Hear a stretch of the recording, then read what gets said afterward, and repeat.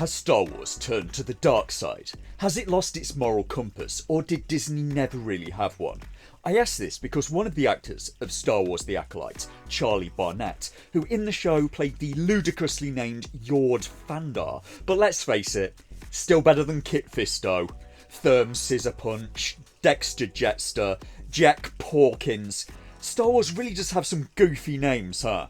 In The Acolyte, Charlie got his kit off, so did Manny Jacinto, and then Manny got all of the compliments, which must be a bit annoying for Charlie. And then there's the guy who played Mog, who didn't get his kit off. Everything all right, Master? What did they say? Seems an Umbramoth colony hatched last night and wreaked havoc on a local settlement. If the Jedi had been anywhere near that colony, that could explain a large amount of casualties. I think there may have actually been a petition for him to put more clothes on. Barnett was interviewed, and when asked to describe his series The Acolyte in less than 5 words, he responded, "A battle for power." I mean, the best parts about Star Wars is there is no good or evil. It depends on what side you're standing on, truly. You know what I mean? And is he serious?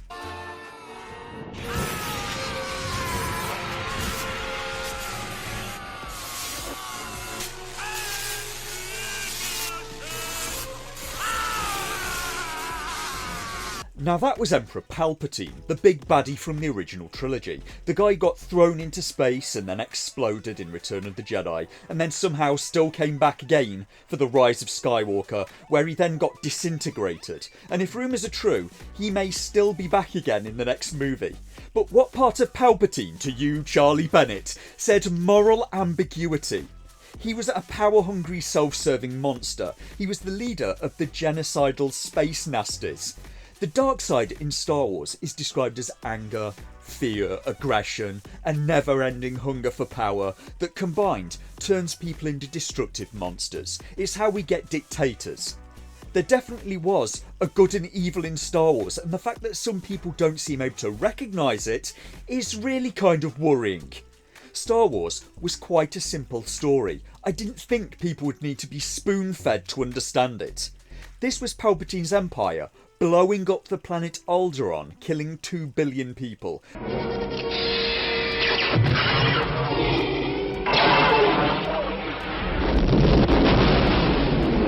Most of whom were probably innocent, unarmed civilians. It wasn't supposed to be morally ambiguous, you plank.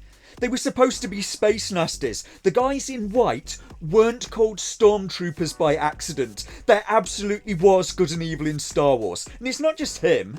In another interview, the showrunner of The Acolyte, Leslie Headland, and the star, Amanda Stenberg, were asked, if you were in Star Wars, would you be on the light or the dark side? Dark side. Yeah, 100% dark side. Dark side user right here. I'm so sorry, but the dark side is cooler. And are you starting to see the problem yet? The Acolyte is a series that's gone through PR disaster after PR disaster since it was announced, and it's not even clear who's done it the most damage at this point. There are so many contenders. There was Amanda Stenberg and her really quite racially insensitive diss track that I reviewed, and I'm not sure what was worse, the song or her dancing. That seems to be the current thinking in Hollywood. It's okay to be racist as long as it's towards white people. Certainly, there have been times where, there's no way we're hiring a white male person. Just kind of unspoken. There are times when it's spoken, but how would they say it? there's no way we're hiring a white male person. And recently Jewish people, because when has that ever gone wrong? Instead of, maybe don't discriminate against people on the basis of their skin colour at all. As a sign of just how well things are going, we even ended up with a sectarian brawl outside the LA Museum of Tolerance. So, you don't like Amanda's dancing, huh? So what dancing do I like? Nobody asked. Well, YouTube did give me a recommendation for a South Korean girl band called Girl Crush a while back, and I feel it's a really valuable window into Korean culture. What I like about it is the choreography that they supposedly do themselves, and I also really have to admire how synchronised they are. Yeah, that's what it is. What was I talking about again? Oh, Star Wars. Since news came out about The Acolyte, it's been like a contest for which actor in it could torpedo their own project the worst by being a total knob. This is Jodie Turner-Smith. Yes. in a very woman-centered world, which I was very excited to kind of be in that, because I feel like Star Wars is very like patriarchal, so it was kind of cool to have like this sort of woman-centered figure. And Charlie Barnett is almost a prodigy at self-sabotage. Well, Anakin just killed a whole Death Star. How many people died on that? I did get in trouble for this answer at Star Wars Con. I got heat. Yeah. As a person who's outside and just a fan coming in, that was what was so beautiful and interesting to me. But if you can't look and see that Anakin blowing up the Death Star possibly killed millions and millions of people, I'm going to get in trouble for saying this right now. You should just shut up. It's just like, shut up. I love that is the beauty. Where to even start with that? Anakin blew up the Death Star. Firstly, it wasn't even Anakin that did that. It was his son Luke for the first Death Star. The second one was arguably Lando. How is this guy even trying to pretend to be a fan of the series? I really would expect a genuine fan to know that, or even just someone with passing knowledge of the franchise. Secondly, yes, the Death Star had a lot of people on board when it exploded, but that was a battle station, remember?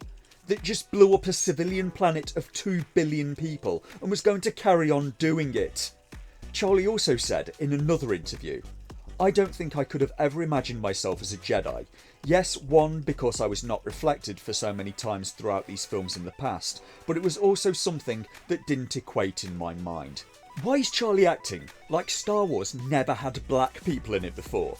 Lando was in The Empire Strikes Back in 1980. He blew up the second Death Star in Return of the Jedi. Charlie was born in 1988. He was 11 when the prequel trilogy started. Did he just sleep through the parts with Samuel L. Jackson in them, playing a Jedi Master, or has he just not watched any of the films? You maybe should if you're going to be in Star Wars, but it's fine if you haven't. Just don't pretend that you've watched the films if you haven't. There are a lot of problems with Star Wars The Acolyte. Characters spend a lot of time forgetting what their motivations were and what they were supposed to be doing. I've reviewed every episode and there were just so many problems with the writing.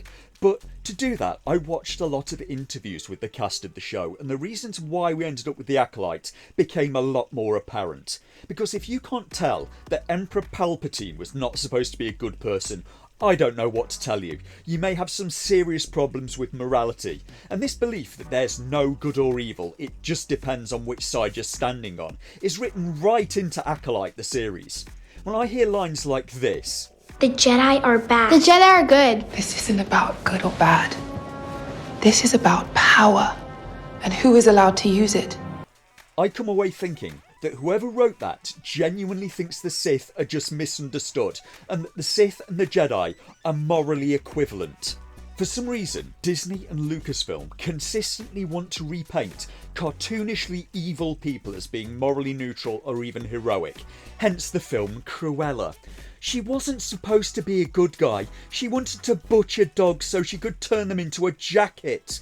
Leslie Headland managed to watch The Little Mermaid, and the character she identified with the most was reportedly Ursula the Sea Witch because she was queer-coded. And it is true that Ursula was reportedly modelled after a real-life drag performer called Divine and a film called Pink Flamingos, but Ursula was also evil. She made a deal with Ariel, then cheated on her end of the deal in order to enslave someone and seize power for herself. So has Star Wars turned to the dark side? Well, it kind of looks that way. A story can maybe only be as moral as the person writing it, and if someone genuinely can't tell the difference between the actions of a righteous hero and the actions of an evil person, how can they possibly guide people towards being the right one or doing the right thing? Leslie Headland wrote this fight scene and genuinely seems to think that there's no moral difference between May throwing a knife at a civilian's face and Indara stopping the knife.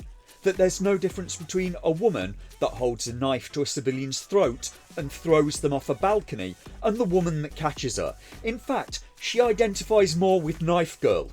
Leslie Headland, by the way, used to be the personal assistant to Harvey Weinstein.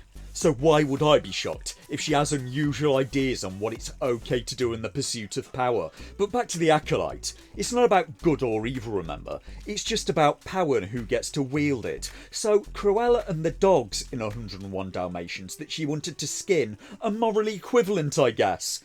Does that just depend on what side you're standing on as well?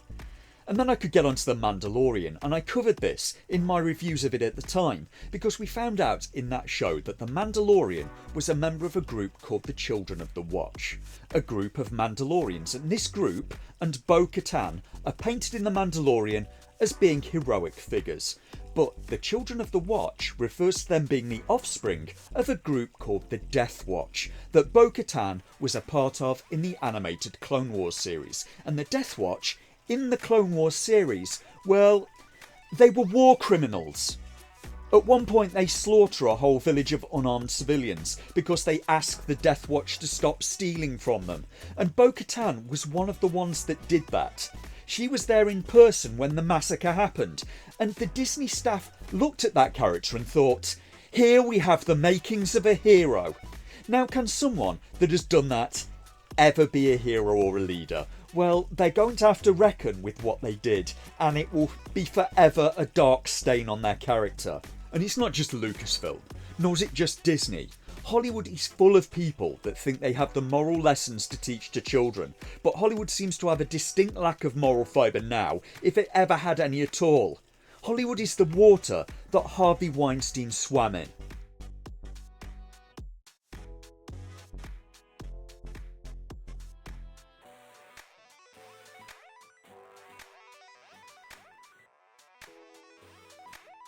If you only knew the power of one, the power of two, the power of many. That Anakin blew up. Never rub another man's rhubarb.